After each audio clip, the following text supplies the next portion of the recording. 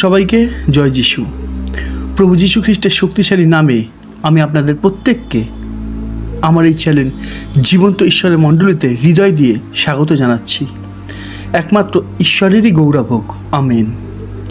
আমি প্রভুকে ধন্যবাদ দিই, কেননা আমি জানি খুব কম হলেও কিছু মানুষ ঈশ্বরের বাক্যে বিশ্বাসী হচ্ছেন আর সঠিক শিক্ষায় শিক্ষিত হচ্ছেন, আর তাই জন্য আমি প্রভুকে ধন্যবাদ দিই। আর প্রভুর পথে এই শিক্ষাই হলো সর্বপ্রধান। হ্যাঁ, প্রভুর পথে এই শিক্ষাই হলো সর্বপ্রধান, কেননা লেখা আছে যে কেউ খ্রিস্টের শিক্ষাতে থাকে সে পিতা ও পুত্র উভয়কেই পাইয়াছে।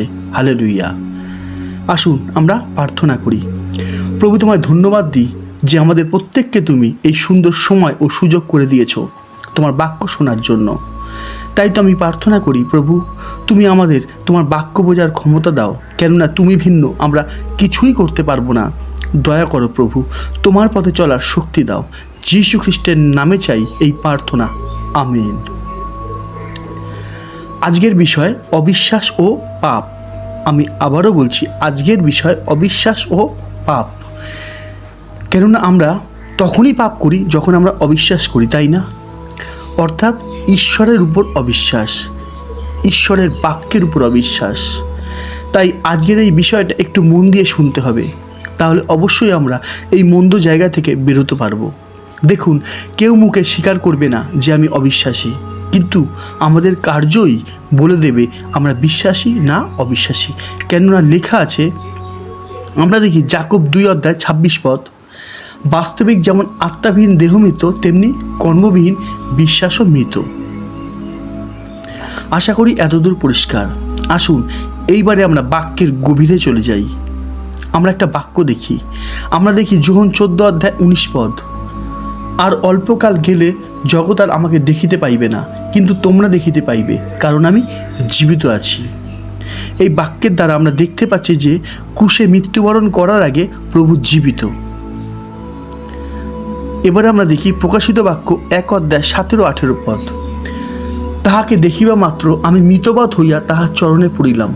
তখন তিনি আমার গাত্রে দক্ষিণ হস্ত দিয়া কহিলেন, ভয় করিও না, আমি প্রথম ও শেষ ও জীবন্ত। আমি মরিয়াছিলাম, আর দেখো আমি যুগ পর্যায় যুগে যুগে জীবন্ত। এখানে এই বাক্যের দ্বারা আমরা দেখতে পাচ্ছি যে ক্রুশে মৃত্যুবরণ করার পরও প্রভু জীবিত।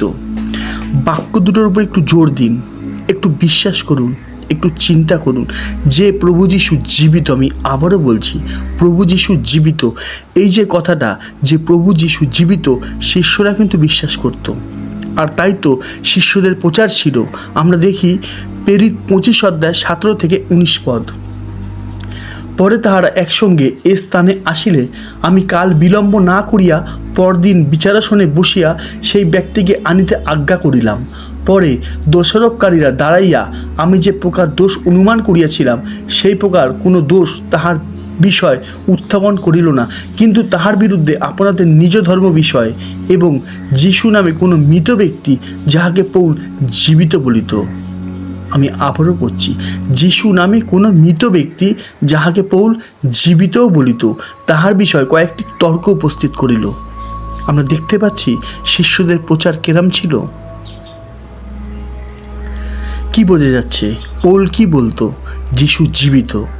আমি আবারও বলছি যে পৌল প্রচার করত যে যীশু জীবিত। একবার ঠান্ডা মাথায় ভেবে দেখুন তো, আমরা কি বিশ্বাস করি যে যীশু জীবিত? এর উত্তর একটাই, একদমই না। হয়তো মুখে বলি যে যীশু চিরজীবন্ত, কিন্তু কাজের দ্বারা আমরা অস্বীকার করি, আর এটাই সত্যি। যদি আজকের দিনে আমরা সেই পৌলের মতন বিশ্বাস করতাম যে যীশু জীবিত, তাহলে তো আমরা প্রভু যীশুর উপর নির্ভর করতাম, তার বাক্যের উপর ভরসা রাখতাম, তাই না? কেননা আজ তো বেশিরভাগ মানুষের চিন্তাধারাই যে সপ্তাহে একদিন প্রার্থনায় যাই, ঘরে প্রত্যেক দিন মোমবাতি জ্বালি, এর থেকে বেশি আর কি করব। দেখুন, আমাদের মাথায় রাখতে হবে যে প্রার্থনা 2 কি 3 ঘন্টায় শেষ হয়ে যায়। হ্যাঁ, প্রার্থনা 2 কি 3 ঘন্টায় শেষ হয়ে যায়, কিন্তু ঈশ্বরের বাক্য কিন্তু 24 ঘন্টাই আমাদের কাছে আছে। কিন্তু আমাদের আজকের পরিস্থিতি কি বলছে? প্রার্থনা শেষ আর তারপর বাক্যও শেষ, তাই না? বিষয়টি একটু ভেবে দেখুন। আজ তো বেশিরভাগ মানুষই কাজের দ্বারা দেখিয়ে দিচ্ছে যে প্রভু যীশু জীবিত নয়, আর তাই তো বেশিরভাগ মানুষেরই প্রভুর উপর ভয় আর ভরসা এই দুটোই নেই, তাই না? কথাগুলো আমার নয়, কিন্তু বাইবেলে। তাই তো প্রভু বলেছিলেন যে তোমরা কেন আমাকে হে প্রভু বলিয়া ডাকো, অথচ আমি যাহা যাহা বলি তাহা করো না। দেখুন, প্রভু যীশু জীবিত। আমরা হয়তো মুখ দিয়ে সবার সামনে স্বীকার করে থাকি, বলে থাকি, কিন্তু আমরাই জানি যে আমাদের হৃদয় কি মানছে, তাই না? বাইবেল কি বলছে আমরা দেখি, ইব্রিয় 11:6 কিন্তু বিনা বিশ্বাসে প্রীতির পাত্র হওয়া কাহারও সাধ্য নয়, কারণ যে ব্যক্তি ঈশ্বরের নিকটে উপস্থিত হয় তাহার ইহা বিশ্বাস করা আবশ্যক যে ঈশ্বর আছেন, এবং যাহারা তাহার অন্বেষণ করে তিনি তাহাদের পুরস্কার দাতা। দেখুন বাক্য কি বলছে, বিশ্বাস করা আবশ্যক যে ঈশ্বর আছেন। যদি আমরা মেনে থাকি যে ঈশ্বর আছেন, তাহলে মিথ্যে কিভাবে বলি, মন্দ কাজ কিভাবে করি, ঈশ্বরের বাক্যের বিরুদ্ধে কিভাবে যাই, তাই না? আর এই অবিশ্বাসই হলো পাপ, যা আমার আজকের বিষয়। কেননা অবিশ্বাস থেকেই কিন্তু পাপের জন্ম হয়। হ্যাঁ, আমি আবারও বলছি, অবিশ্বাস থেকেই কিন্তু পাপের জন্ম হয়। দেখুন, এখানে আমি একটা উদাহরণ দিই। মেঘলা দিনে সূর্যকে দেখা যায় না, কিন্তু সূর্য তার আলো নিয়ে ঠিকই আছে, তাই না? কিন্তু কালো মেঘ আমাদের চোখ থেকে সূর্যকে আলাদা করে রেখেছে। ঠিক সেইভাবেই ঈশ্বর কিন্তু সর্বত্র বিরাজমান, কিন্তু আমাদের এই অবিশ্বাসী, এই পাপই আমাদের ঈশ্বর থেকে আলাদা করে রেখেছে। দেখুন প্রভু যীশু কি বলেছেন, আমরা দেখি লুক 12:47। আর সেই দাস যে নিজ প্রভুর ইচ্ছা জানিয়াও প্রস্তুত হয় নাই ও তাহার ইচ্ছানুযায়ী কর্ম করে নাই, সে অনেক প্রহারে প্রহারিত হইবে। হয়তো এই পথটা আপনারা অনেকবার পড়েছেন, কিন্তু কখনো কি ভালো করে বোঝার চেষ্টা করেছেন যে প্রভু এই বাক্যের দ্বারা আমাদের কি বলতে চেয়েছেন? বাইবেল তো আমরা পড়ি, যার ফলে প্রভুর বাক্যের দ্বারা আমরা ঈশ্বরের ইচ্ছা জানতে পারি। এত দূর পর্যন্ত সব ঠিকই আছে, কিন্তু তারপর কি লেখা আছে? লেখা আছে প্রভুর ইচ্ছা জেনে তার ইচ্ছা অনুযায়ী কাজ করতে হবে, না হলে কপালে একদিন অনেক দুঃখ আছে। বাইবেল পড়ার মাধ্যমে প্রচুর মানুষও তো ঈশ্বরের ইচ্ছা জানতে পারছে, কিন্তু কতজন আছে যারা ঈশ্বরের ইচ্ছা অনুযায়ী কাজ করছে? ভেবে দেখুন তো। আমরা তো 24 ঘন্টায় নিজেরা যেটা ভালো বুঝি সেটাই করি, তাই না?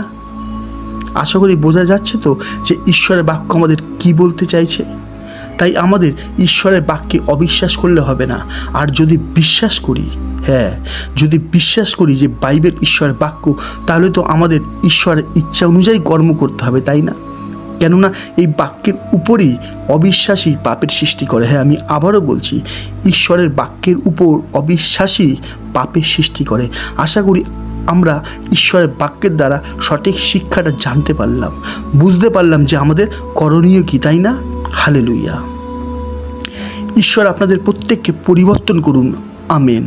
আজ এত দূর, আবার দেখা হবে প্রভু যিশুর জীবন্ত বাণীর নতুন কোনো শিক্ষা নিয়ে। ততক্ষণ সবাইকে জয় যিশু, জয় যিশু, জয় যিশু।